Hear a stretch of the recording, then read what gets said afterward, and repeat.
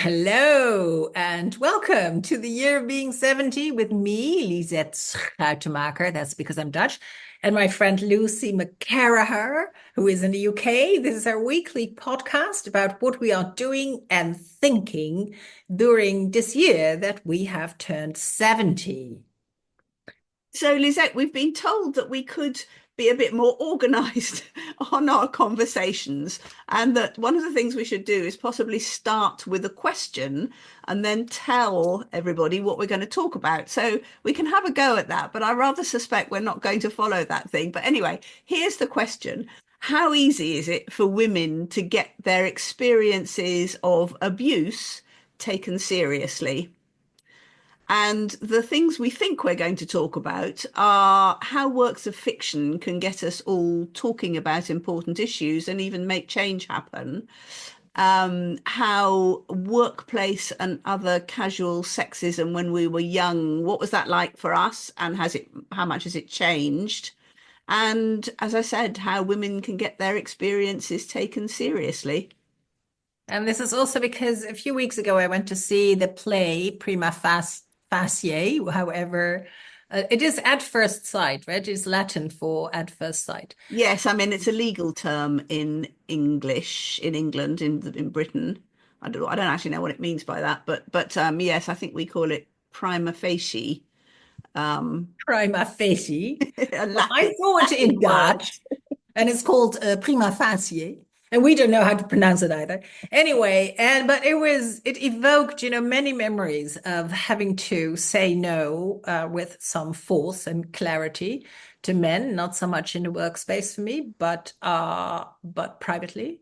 And you've listened to it, haven't I you? have, yes, we should probably say what it's about. So it's a one woman show, but it's probably most famous as a one woman show by Susie Miller, and it's performed by Jodie Comer. And it's about a young female barrister who she defends men from cases of rape in her normal work. And then she gets raped, and then she has to go through the process and realizes that actually the legal process for women being sort of put through this and having to defend themselves and to prove that they were raped is really horrendous and unfair. And I couldn't go and see the show. You told me that you'd seen it, and I was sort of, I've been meaning to do that for ages. But I listened to the audiobook, which is also narrated by Jodie Comer, and I assume it is the same script.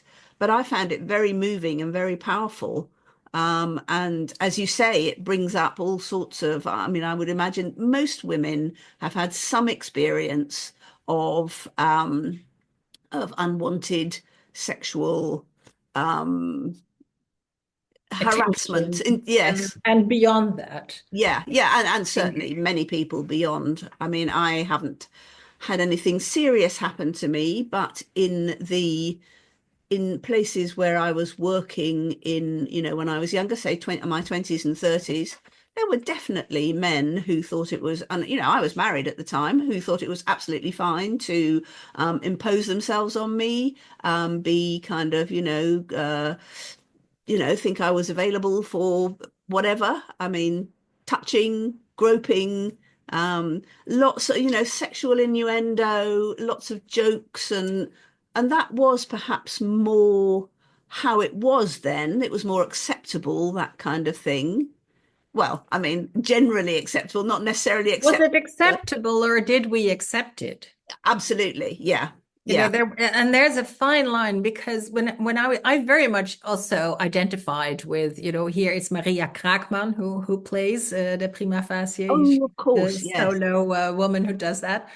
And, the first part shows her as this very, very successful 30 something who works in this fancy office and who has one victory after another. And she's on a roll. And of course they work hard, they play hard, they drink a lot, and then, they show up and yes, another win. And I could really identify with, I had my company when I was in my early 30s, and I had an office on one of the Amsterdam canals, and I had all that stamina of working a lot and playing a lot. And my employees and us, I mean, we were all these, I would say, quite gorgeous women, Yeah. short-skirted, bright-minded, and men were mesmerized. And we kind of played with that. And there was also fun in it. But whenever somebody goes too far with me, and that's private or public, then I cut them off. I cut them off immediately. I don't want any contact anymore. And some of the men don't understand what has happened, but they've crossed my line. And sometimes it's even, I feel energetically, like I feel there's some kind of energy that they are sending my way that is yucky to me. Yeah. And I don't want it. And I end the friendship or I end the business engagement. Well, Yeah. you're probably well, you're certainly more firm and rigorous about it than I was, I think, because I often let things pass and said nothing, especially if the men were in a more powerful position than me. And I mean, in a way, it was partly because I was married. If it was somebody who we were working with, and I didn't want to cause a rift, say, between my husband, who was also, my my boss, I suppose, and somebody else in the organization. And I I think I found it, quite difficult to say no. I'd probably be kind of avoiding people, but there were some things that just went on and on and on. I mean, there was an older man who was senior in the workplace who every time, I mean, I really liked him. He was a friend, he was a good friend. But every time we went out to lunch, his hand would be on my leg. I mean, and it just, it was sort of On your like, leg. yes, on my leg, yes. I And, mean, and what did you do? nothing, Lisette. I did nothing. I Really? just ignored it. I completely ignored it. I know, it's ridiculous, isn't it? I mean, I didn't Well, say, but that's what we're talking about. yeah, How, when there is a business relationship and there is a power relationship, how young women, maybe all women, feel they're incapacitated and they can't do anything about it and they have to allow this. That's painful, Lucy. yes, yes. And there's a sort of, I think women, well, perhaps when I was young, maybe more, but there's a sort of a feeling that you don't want to insult men by telling them that, you don't find them attractive or you don't enjoy their advances. There's that as well. It's very mixed. It does make me think of when I was really young. I was 17, 18, and I lived in Brussels because I wanted to become an interpreter. I was at the interpreter school. It was quite a lonely time. And there was this man who kind of drove by me and stopped his car and said, "You are the woman of my life. You're it. Gosh, I've seen a glimpse. You're it." And I once stood about 2.5 hours around the corner because he was parked in front of my flat. yeah. And I didn't want to confront him. And he took me out to dinner and he showed me Brussels and he said, "What's wrong with this? I just want to be with you." But it was like So you tough. allowed him to take you out to dinner. Was this somebody you'd never met before? Well, that was in the beginning. Yeah. Yeah. There, but I didn't know anyone there. So, No, no, no, of course. No, yeah, absolutely.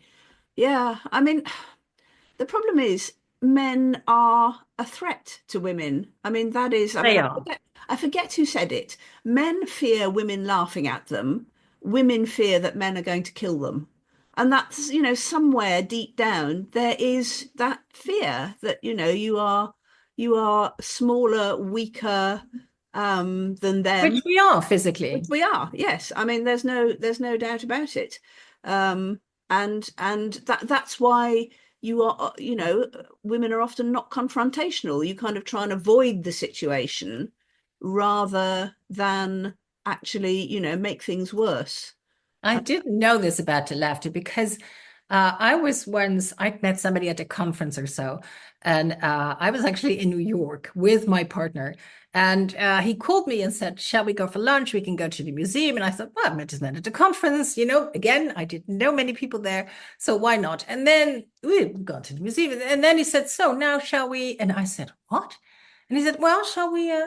And I just laughed. I laughed and laughed. I thought, oh, I am so naive. This is what he has Yeah, been building up to. So I didn't so much laugh at him, but he was like, as if I'd struck him, yeah, kind of scurried off. yes. So maybe, laughter is the Maybe best that's therapy.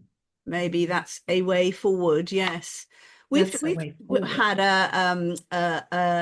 currently we have a sort of ongoing scandal of sorts. I mean, we've had lots of scandals recently about men on television, particularly celebrities, all sorts. I mean, famous men who've been in huge positions of power because of their celebrity, because they are they feel, and I think other people make them feel, that they are the one and only person who can do this job. They're essential, to get viewers to make things happen. And obviously that happens in all sorts of areas as well. But it's much more public when it's TV or even and film.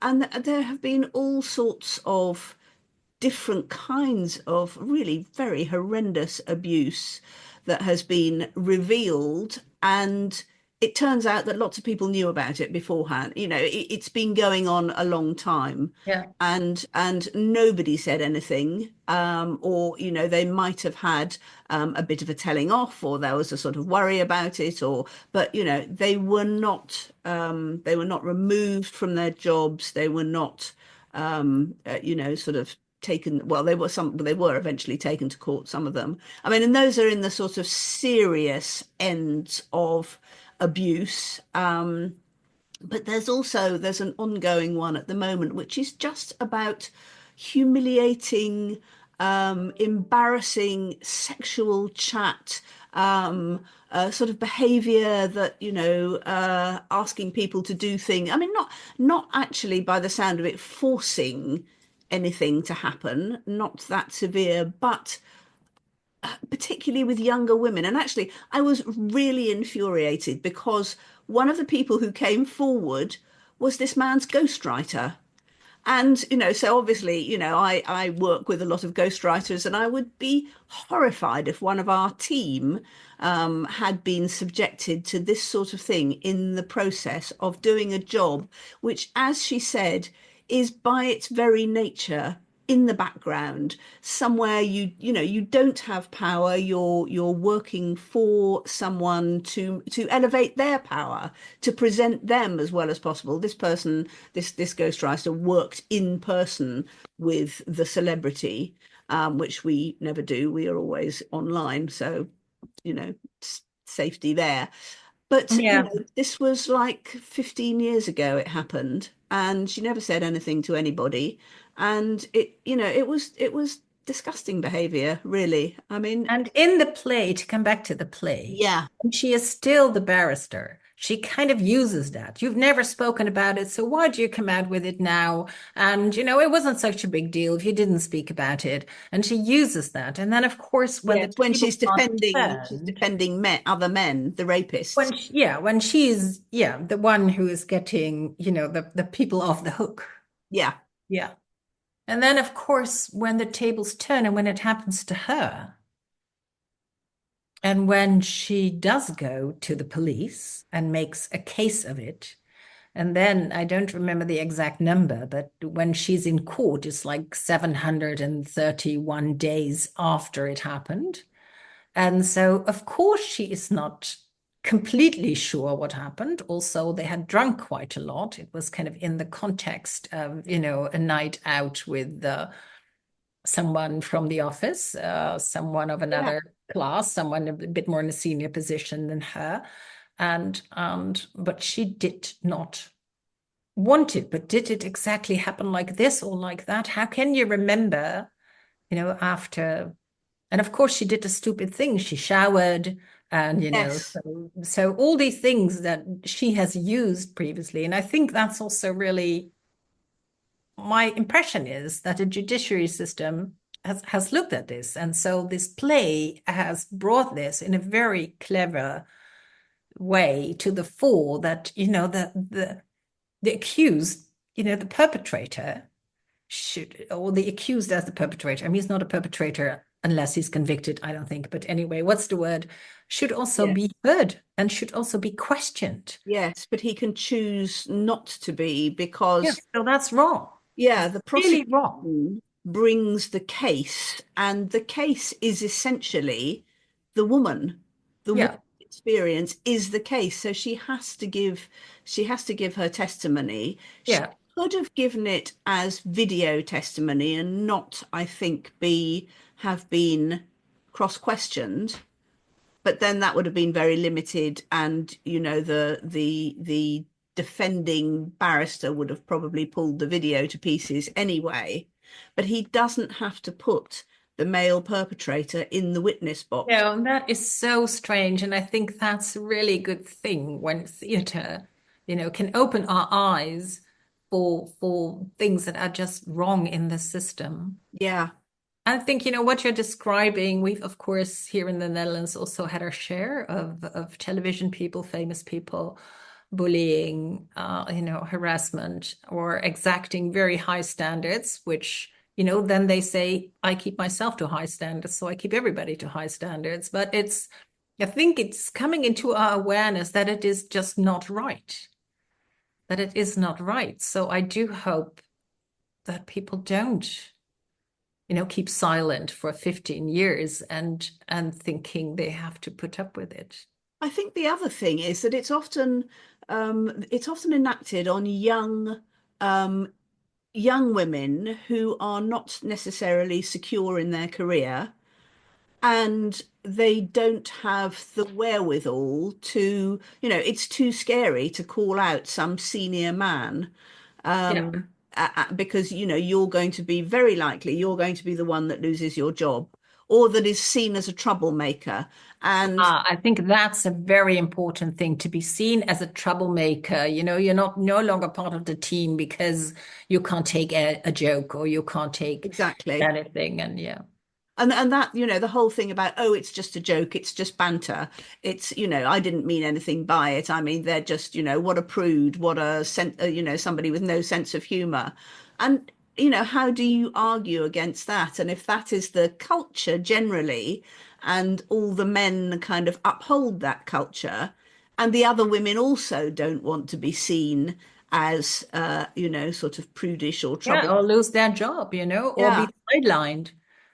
Exactly. So this man I was talking about made I think he made a big mistake because he put on social media not long ago that he thought that all the complaints were coming from middle class women of a certain age. So he said, I've been working all this time, there have been no complaints, and then suddenly, there's a handful of middle-aged, middle-class women who are having a go at me.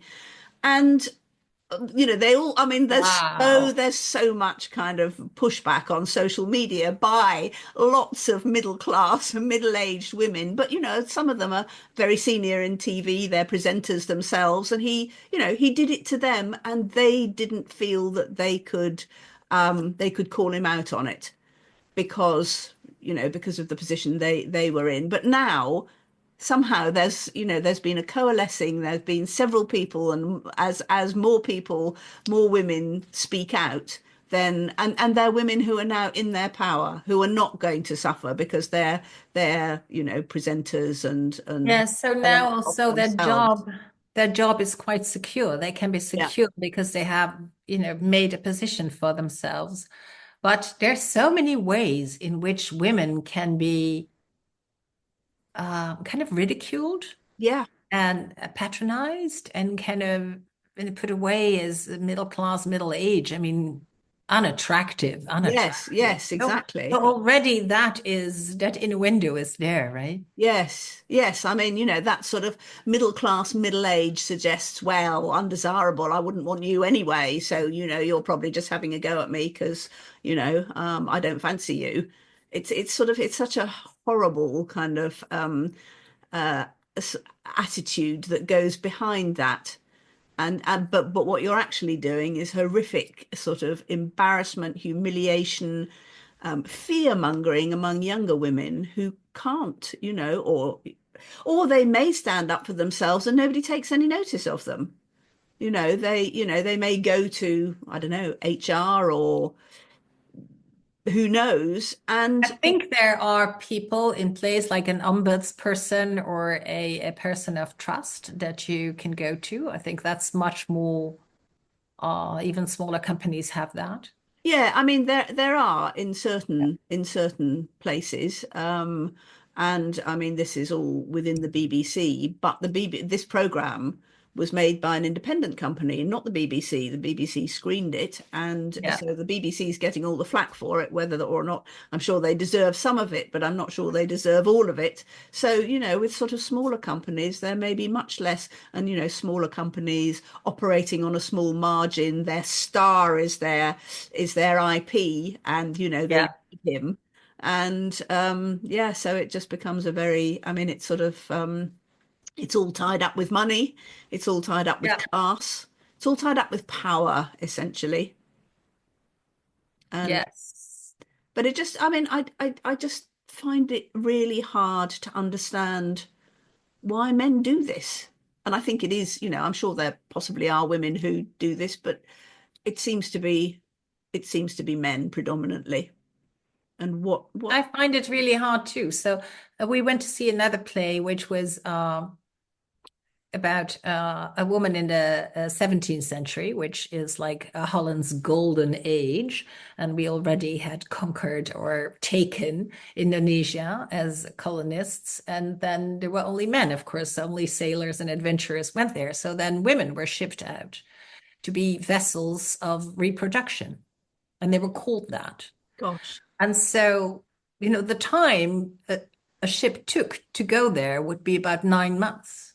yeah, So there was all these sailors, no land in sight, and then some young women shipped over to be vessels of reproduction. And of course, all that happened to them on that voyage. And so Jos and I saw both plays together, and I said to him afterwards, how I know how that makes me feel because I feel it in my own body, even if it hasn't happened to me, but just a confinement on a ship, nowhere to go. oh, You awful, know, yeah, these strong men who pull the sails up, then pull you down, and what can you do?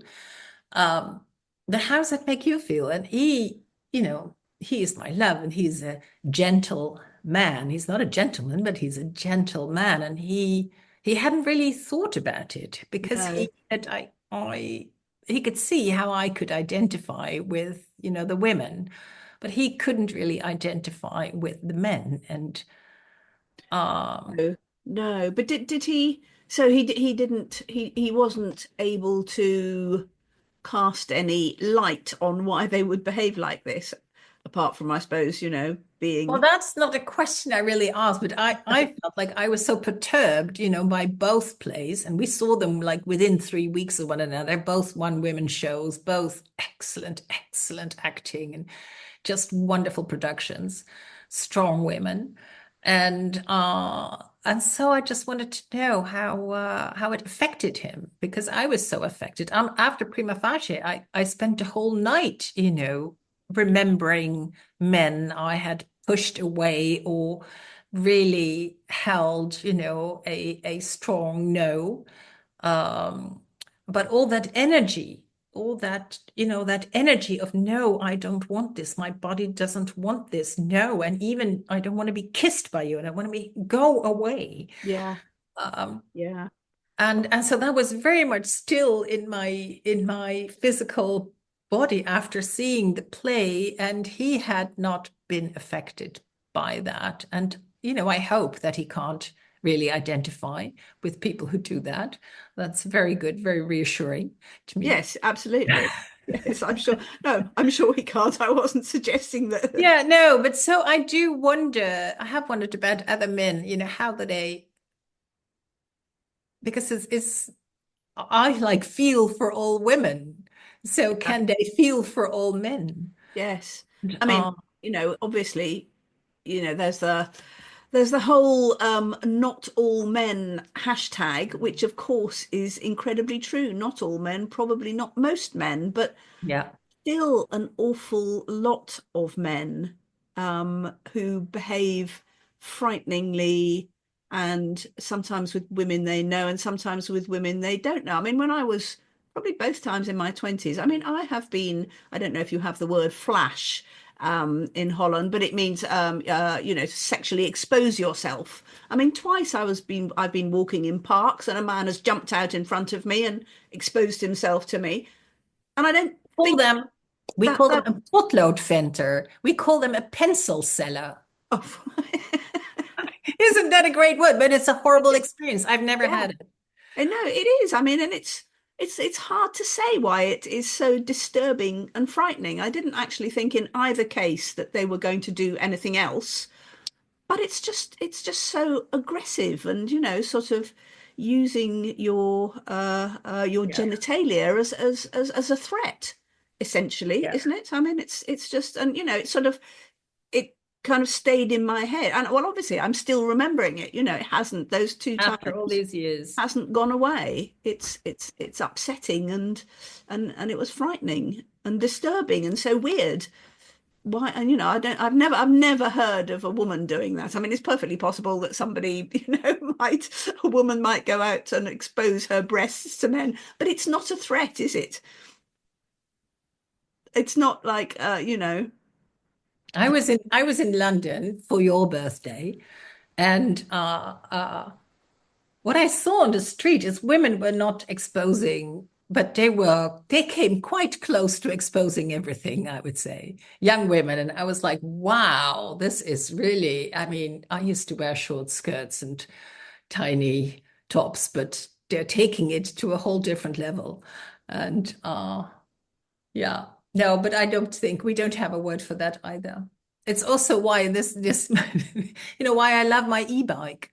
When I come home in the dark, I feel so much more. If there's this route I take and it's a bit more through, a little bushy part there, that I can always, put them on turbo and bike myself out of any situation unless there's seven of them. Yeah, that sounds great. But I mean, it is a fact that, as a woman, you are constantly on high alert, even if it's, quite soft, especially if you're on your own and there's nobody else around, or it's Yeah. dark, or, you're constantly looking Yeah. for, possible threat. And I love the men who say, if I see a woman walking down the street, I make a conscious effort to go to the other side of the road.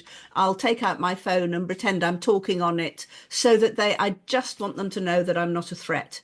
And I think that, that is so reassuring, that there are men out there who do understand that, and who will take measures to make women feel safer. But Yeah, that is a very sweet example. And I just remember, it takes us into strange situations in a strange city when I'm there by myself and I don't know where to go. Then you start to kind of feel a bit. And then when there's kind of footsteps behind you, I just walked on yeah, and I mean, I even more did not know where to go. But then to take out your phone and kind of look for directions is like feels so vulnerable when it's yes. dark and you're on a street corner and you've kind of wandered into an area where you're not completely sure where you are. Yeah, no, Yeah. no, absolutely. I mean, it is taking out your phone and showing that you're not sure where you are, as you say, is also very Yeah. It's kind vulnerable. of better put your earplugs in and kind of but then still, pretend you're texting. But anyway. But Yeah, I also see that I have taken being fearful of uh, a certain type of man or a certain kind of man who would assault me. I've kind of taken it in stride. For me, it is kind of a fact of life. Um, what do you mean? I mean, well, I think, life is dangerous. yeah, yeah, Life isn't safe. Life is dangerous in many, many ways. When you go on the motorway, it's dangerous. When you cross the street, it's dangerous. yes, of course. There's lots of things that are dangerous. So men are also kind of dangerous. And so I don't think there will ever be a situation where they're not. And I do think we ought to behave ourselves and in a way, not completely blot out a kind of, eros in the workplace or wherever, but really know where the line is and, enjoy how different we are. Yes. But I see that I'm this high alertness that I think I had more. I mean, I had more when I was younger. And so I don't know. I feel very, very safe in Amsterdam. I feel very safe, apart from that little part, which I don't need to go there. I can also take another route, and then it's actually much more buildings and more people. Yeah. Uh, I do feel safe being older, safer being older. yeah. I think, Yes, so I think so. I don't know whether the city is safer or I am safer because I'm just, not so attractive anymore. Although they might also think, she is vulnerable and she can't. yeah. She's 70. What can she do? Yeah. Yes. Well, I mean, there's the question is of whether sort of, well, rape particularly, whether it's about sex or whether it's just about power. I mean, power is, Yeah, sort of more, it could be anybody. yeah, And, we shouldn't deny that men get raped as well. I mean, the common denominator is that it's men who do it. yeah. So yeah, Mm, difficult one. But I mean, just to go back to what we said we talk about, I do yeah. think it is great that art and fiction can uh, show Campaign, yeah, campaign for us. exactly. Absolutely. I think it is a role of art and fiction, especially theater, has always been kind of Yeah. a breaker open of awareness, right? Yeah, absolutely. And I mean, recently, this is absolutely nothing to do with sex or violence as such, but recently we have had I don't know if it's reached you at all. I don't suppose it has, but something that we call here the post office scandal, where the post office, our Royal Mail, had some software where a I've local seen that post. movie. Yeah. Oh, you have. Yes, yes. Well, it's a TV series, I think. Oh, it's a TV series. I thought it was a movie. I saw it in once. It's like Mr. Bates against the post Yeah, office. yeah, that's it. That is. It's a TV series, and that has been. I mean, I just love the fact that it. I mean, I don't love the fact that it's taken so long to put this terrible, terrible wrong right.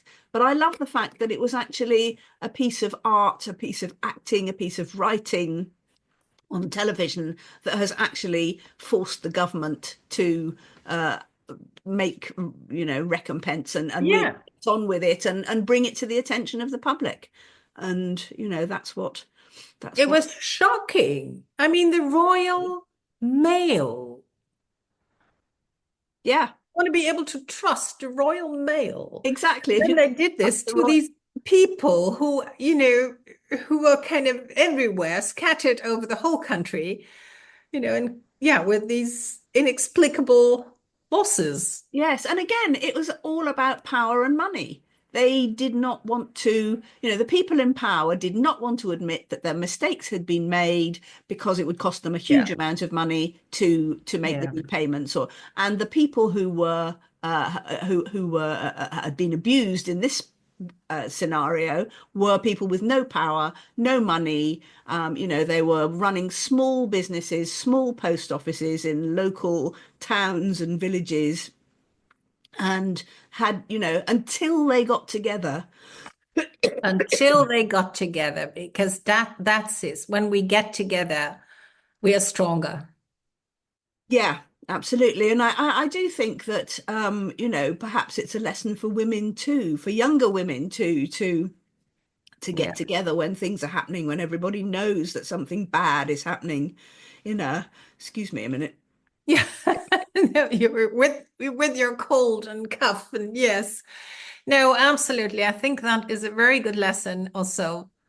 Yeah, that this movie, because we tend, when something awful happens, there is a tendency to kind of hole up in our own little cubicle and kind of think we're the only ones and we failed and we should have been this and done that. And then we kind of make ourselves very alone.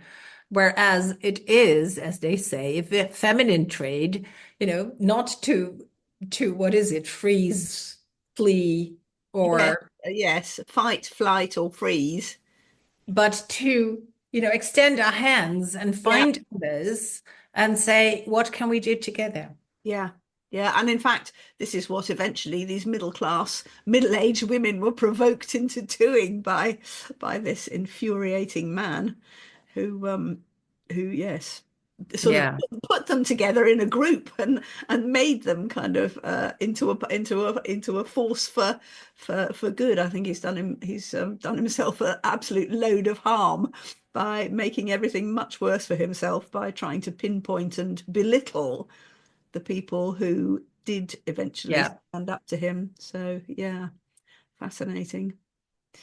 Yes, I also watched this week a film on Netflix called Woman of the Hour, which was also it's about a serial killer, I think back in the 70s or 80s, and he went on a TV show which was kind of like a dating show, and and this woman went in and said, I can, I've seen him. It was actually while it was being filmed, and said, I know that he's, he tried to kill me. He's he's a dangerous person. Nobody would take any notice of her. And eventually, I mean, Hmm. he actually killed a lot of women before he was caught. It was a teenage girl.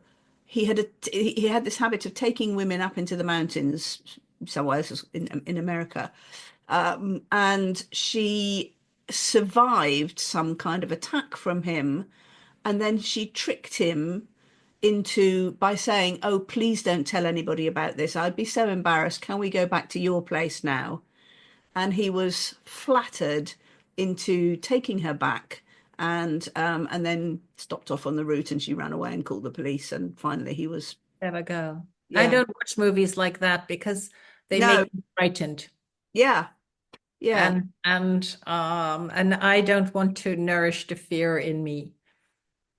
So no I, you're right yeah, yeah, they make me frightened, but good for her. And of course, this was a movie, but it was based on real life, was no it? it was it was a true story Yeah. yeah Yeah. yeah absolutely depressingly so yes but So, did we talk about what we were going to talk I'm about? not sure. I'm just trying to look at my notes now. So we were going to talk about how works of fiction can get us talking about important issues. Yes, we've done We that. did. How easy is it for women to get their experiences of abuse talked about? I think we've sort of talked about that, haven't we? Difficult, better when we group together. Yep, yep, absolutely. And whether workplace and casual sexism has got better or worse since we were young. Don't know. Has it changed much at I all? don't have enough data to No. really say that. And I have not been in a workplace for a long time. So, I mean, not in a kind of a big corporation or, No, no, and yes, I think if I I don't know. no, I mean, I think, if I did, well, it's so unlikely that I would go into one, but I think being older would be a protection. I really do. Yeah, for us, but that doesn't answer the question Oh whether no, whether it's it's better for younger oh women. I really hope that younger women remember to laugh at the men because obviously you said that's what they're most afraid of, and it takes the whole angle out of the situation. So I once did, and it really worked. yeah, And also, it is. I don't want to deny it is painful. It's horrible. You're intimidated. You're discombobulated. You don't know what to do. You lose yourself. You lose your ground. You lose your grounding, and that in itself is a horrible thing. yeah, yeah, Yeah. absolutely. Well, goodness. Well, On we'll that, speak again next week, we'll talk Lucy. again next week. Yes, We'll see what we talk about then. yes, indeed. Okay, Lisette, it's Okay. See week. you then. Bye. Bye.